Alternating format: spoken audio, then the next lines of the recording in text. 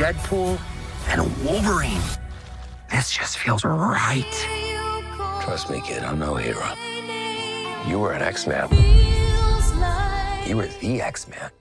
Welcome back, everyone. It's Charlie. There were so many new cameo scenes in the new Deadpool and Wolverine trailer. Marvel just revealed a couple more, like we're just scratching the surface here. Some of the new ones they just announced were expected, and some are super deep cuts, so we'll break it all down in what they're actually doing in the movie. It looks like they're using a lot of the cameos to fix one of the major issues people had with Doctor Strange Multiverse of Madness in the way they used all their cameo scenes too. If you're brand new to the channel, be sure to subscribe to get all the videos. We're just getting started here, like we're just starting the Deadpool and Wolverine press tour. Expect a lot of craziness in the best possible way from both Ryan Reynolds and Hugh Jackman. How tantalizingly vague. And thank God Mr. Blake Lively is not. Oh God, I don't feel well.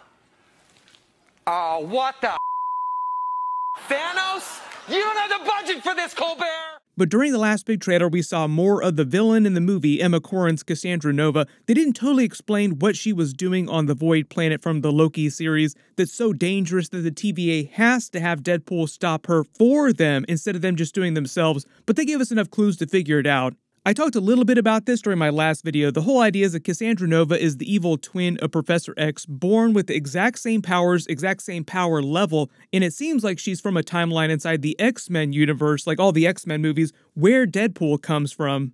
And her Nexus event that got her pruned was just being born at all, kind of like what happened with Sylvie during the Loki series. She was just born a female Loki, and the TVA pruned her on the spot because of that simple fact, before she'd actually done anything at all. And because Professor X is one of the most powerful telepaths in the universe, that means Cassandra Nova also has the exact same power level. She's incredibly powerful, even without all the extra toys that she gets, all the other weapons she gets on the Void Planet.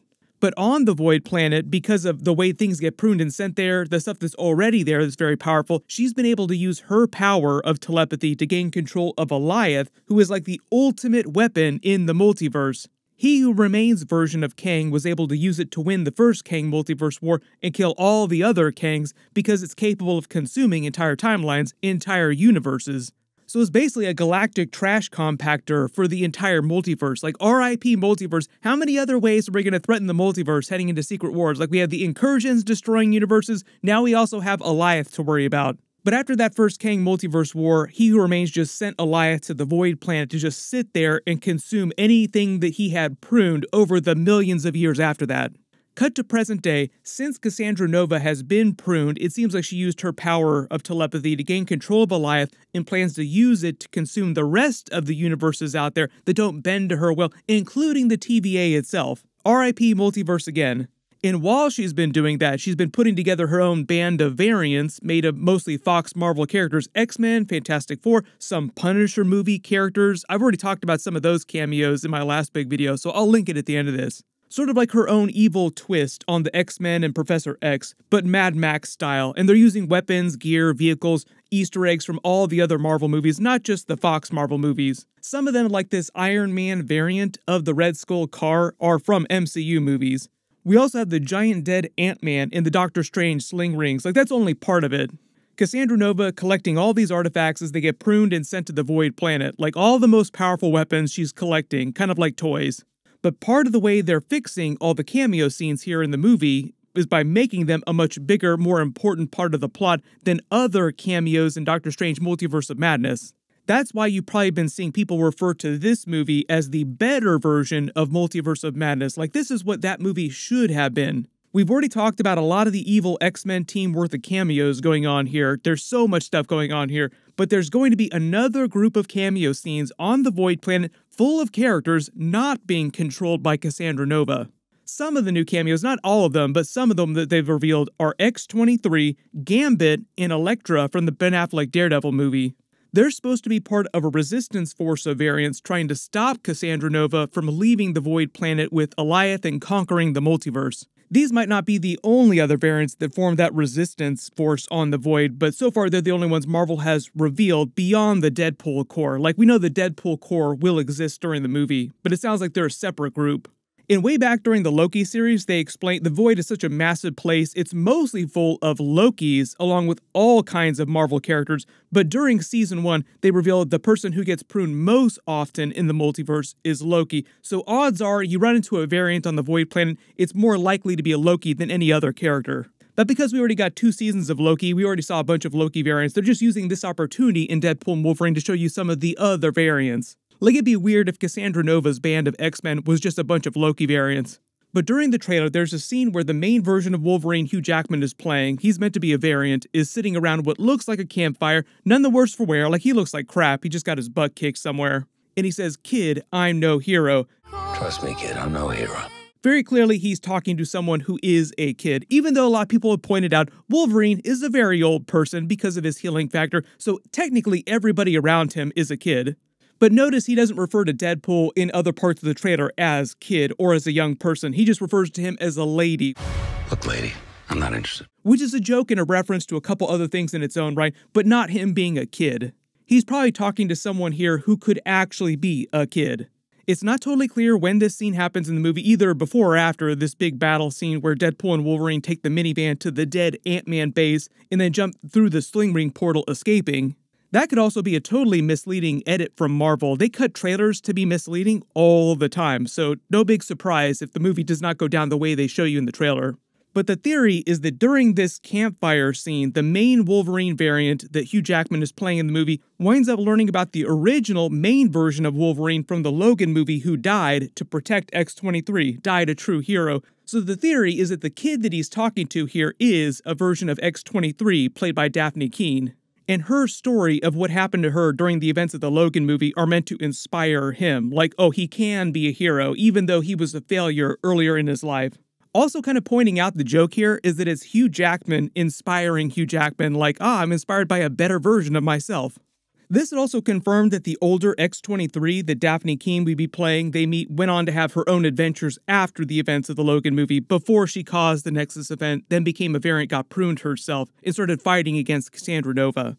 Dafne Keen also just did a whole-ass season of the Star Wars Acolyte show for Disney. She's playing a Jedi Padawan called Jeki Long. We're actually going to see those episodes pretty soon. That's a totally different story universe unless you want to believe Patton Oswalt's filibuster idea that they cross over Star Wars with Marvel, which they could actually do now. There was a legit X-23 solo movie that they were working on for her that would have been a sequel to the events of the Logan movie. The next member of X-23's resistance group here is supposed to be Channing Tatum's version of Gambit. For those of you who wanted to see live-action Gambit again, I don't know if Taylor Kitsch's Gambit from Wolverine Origins is going to be in the movie. Most of the talk here is just on Channing Tatum having a Gambit scene. But he's one of the super deep cuts in the movie because technically he was never a Gambit on screen. He was just Gambit for a little while because this movie never actually got made. He was gonna make a Gambit solo movie that would have spun out of X-Men Apocalypse. That's what that X-Men Apocalypse post-credit scene with Mr. Sinister and Wolverine's blood was all about. Essex Corp is meant to be a reference to Nathaniel Essex, aka Mr. Sinister. He's been heavily featured during this season of X-Men 97 as one of the main villains with Bastion. At the time, the Gambit movie was going to be an origin story and it would have explained that Channing Tatum's version of the character grew up working for Mr. Sinister as part of the Marauders, which is based on some comic book backstory, just the timing is a little bit different. Gambit actually did work for Mr. Sinister as part of the Marauders, but that was after he'd been one of Apocalypse's 4 horsemen. Part of the reason why we never actually saw that movie is that at the time they were making it, like when it was in development, it wasn't a huge priority for Fox, like they didn't think it was going to make a lot of money, so they didn't care about it that much. Several directors came and went, the script changed a bunch of times, and enough time went by that the Fox-Disney buyout started and essentially killed all future X-Men movies, other Marvel movies that Fox was working on at the time. So that's why you never saw the Channing Tatum Gambit movie. It sounds like it could have been pretty decent. The other connection here to Ryan Reynolds in real life is that just like Chris Evans having the cameo scene during Free Guy, Channing Tatum did the same thing in Free Guy. He had a small cameo scene with him, and supposedly they became friends in real life through that. So you just have to picture Channing Tatum with his best Cajun accent. This is why way back at Comic-Con, you actually saw Channing Tatum with the other X-Men characters on stage doing a big presentation for their Marvel movies. Fun fact too, in the background, if you zoom and enhance here, you can see Channing Tatum being like the only person on stage here to turn and help Stan Lee, who was very old at the time, off stage because it looked like he had trouble walking off stage on his own. crazy that you have this giant stage full of Marvel X-Men characters, and Channing Tatum, who hasn't had a movie yet, is like the only person to go help Stan Lee of all people. Everybody in the movie is supposed to be doing slightly more comic book accurate costumes. Maybe they'll give us a more accurate Gambit suit too. Of course, there's lots of talk about Gambit going on right now because of what happened with him during X-Men 97. Don't worry, we will talk more about Gambit in the next 3 episodes because there's only a couple left in Season 1 of 97. The other member of this X-23 resistance group we learned about is Jennifer Garner's Elektra from the Ben Affleck Daredevil movie. Supposedly Ben Affleck was spotted on set while they were filming, but I think he was just there to visit Jennifer Garner with their kids while she was filming her cameo scenes. I don't think he's actually in the movie. The Elektra movie was long enough ago that some of you might be young enough watching this video to have not seen the movie. It's going to be like a new rite of passage for everyone going to see Deadpool and Wolverine. Like, new challenge, watch all the Marvel movies that all these cameos in the movie come from. Back in the day when Fox made the Elektra movie, it was meant to be a sequel, a prequel of sorts to her version of the character in the Daredevil movie. And at the time, and it's still kind of a practice today, is they always plan for trilogies. So before the Elektra movie bombed hard, there were sequels that they had planned to that. If you look at this Marvel movie announcement of plans, these are the Marvel movies that they had announced were happening back in 2004. So this is like the MCU before the actual MCU existed. It's 2004 to 2006, and some undated movies beyond that. You look at all these movies, this is just some of the energy they're going for with all the Easter eggs and references in Deadpool and Wolverine. Like, Deadpool kills the Fox Marvel universe, and a lot of it just draws on all the stuff that was and all the stuff that never was or never came to pass that they planned on. Some of these movies kind of blow your mind though, like 2005 Iron Man, he looks totally different. What's going on here? Don't worry, we will explain this. This version of Spider-Man here isn't Tobey Maguire's Spider-Man, even though Spider-Man 3 is listed under the undated movies at the bottom. This is just meant to be a fan taking his own picture here in cosplay in front of the standee. Everybody noticed some of these plans though. 2004 was the Thomas Jane Punisher movie. I already explained there's some cameo scenes in Deadpool and Wolverine from that movie in my last big video, so I'll link that at the end of this. Spider-Man 2, of course, they just re-released in theaters this past week. It's total pizza time. There was a Man-Thing movie that totally got canceled. There's not a lot of details about what that would have looked like, but we just saw Man-Thing show up during Werewolf by Night in the MCU, so he's canon now. Blade Trinity, we also saw Ryan Reynolds in that movie. That was before his Deadpool days, even before Wolverine Origins. A lot of people wondering if we're going to see Wesley Snipes' Blade show up in the movie. It's totally possible, but the last we heard Ryan Reynolds talking about Blade Trinity or Wesley Snipes' Blade at all, he didn't sound like he was a super big fan. Maybe they buried the hatchet since then. It's been a long time since that movie came out. And if you think about it, the MCU, even the Fox Marvel movies, would not exist without the success of the initial Wesley Snipes Blade movie. Like, it's the thing that really started out all these modern Marvel movies. We all saw the Elektra movie, unfortunately, the first Fantastic Four movie. This 2005 Iron Man movie here was actually the Tom Cruise Iron Man that almost happened before Robert Downey Jr.'s version of Iron Man in the MCU. In fact, Robert Downey Jr. was actually testing to be Dr. Doom in the first Fantastic Four movie before it came out, way before he ever tested for Iron Man.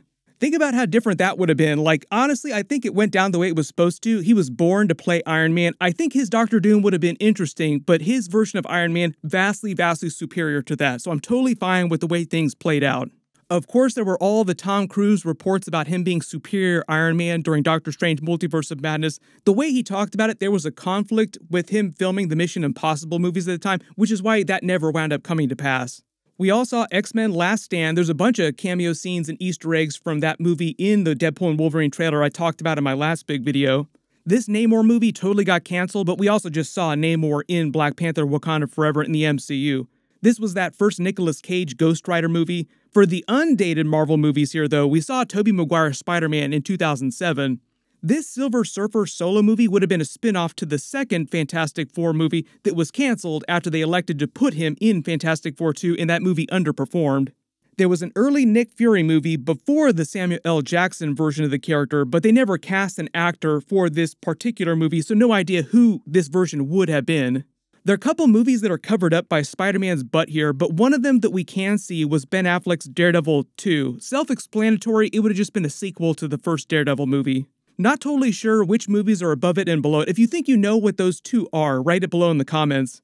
There was the early Captain America movie pre-Chris Evans when he was still firmly in the middle of being Johnny Storm for the Fantastic Four movies. I've already done a video about him also showing up in Deadpool and Wolverine. And this Deathlock movie totally got canceled too, but they did eventually wind up doing a version of that character during Agents of S.H.I.E.L.D. Not really expecting any Agents of S.H.I.E.L.D. cameos during Deadpool and Wolverine, but eventually some of those characters will probably show back up in the MCU in some form. We'll probably see a couple more cameo scenes in the next couple of Deadpool and Wolverine trailers, so at some point, I will do a video for like all the Marvel movies that got canceled over the years that they're referencing during Deadpool and Wolverine. It's going to be a lot. Like, there were a lot of movies that just never wound up coming to pass for different reasons over the years. So just expect a ton of deep cuts. There's a bunch of big stuff coming up. X-Men 97 is going to have a 3-part finale that will start part 1 next week, so be sure to enable alerts for my channel so you don't miss any of those videos. Everybody click here for all my Deadpool and Wolverine trailers and learn about some of the other cameos happening in the movie, and click here for my X-Men 97 Episode 7 video. Thank you so much for watching, and I'll see you guys in the next one.